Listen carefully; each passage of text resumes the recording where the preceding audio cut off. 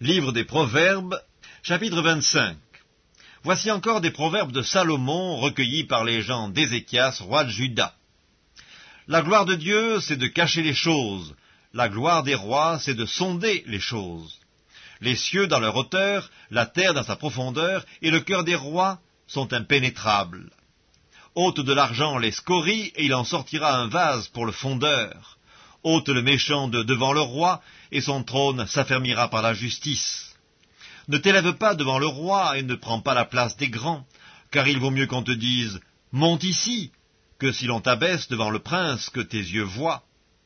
Ne te hâte pas d'entrer en contestation, de peur qu'à la fin tu ne saches que faire, lorsque ton prochain t'aura outragé.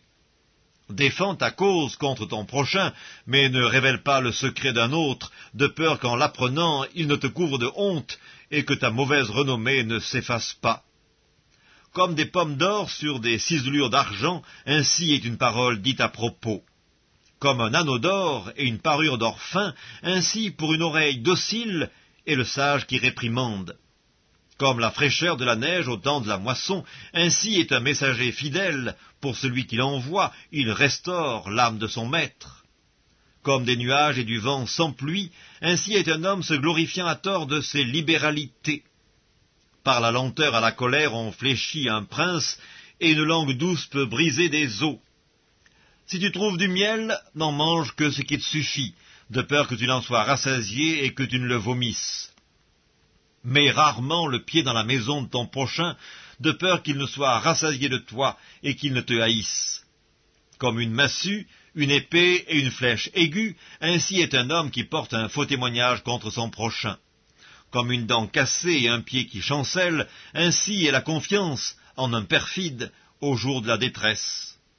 Ôter son vêtement dans un jour froid, répandre du vinaigre sur du nitre, c'est dire des chansons à un cœur attristé. Si ton ennemi a faim, donne-lui du pain à manger. S'il a soif, donne-lui de l'eau à boire, car ce sont des charbons ardents que tu amasses sur sa tête, et l'Éternel te récompensera. Le vent du nord enfante la pluie, et la langue mystérieuse un visage irrité. Mieux vaut habiter à l'angle d'un toit que de partager la demeure d'une femme querelleuse. Comme de l'eau fraîche pour une personne fatiguée, ainsi est une bonne nouvelle venant d'une terre lointaine. Comme une fontaine troublée et une source corrompue, ainsi est le juste qui chancelle devant le méchant. Il n'est pas bon de manger beaucoup de miel, mais rechercher la gloire des autres est un honneur.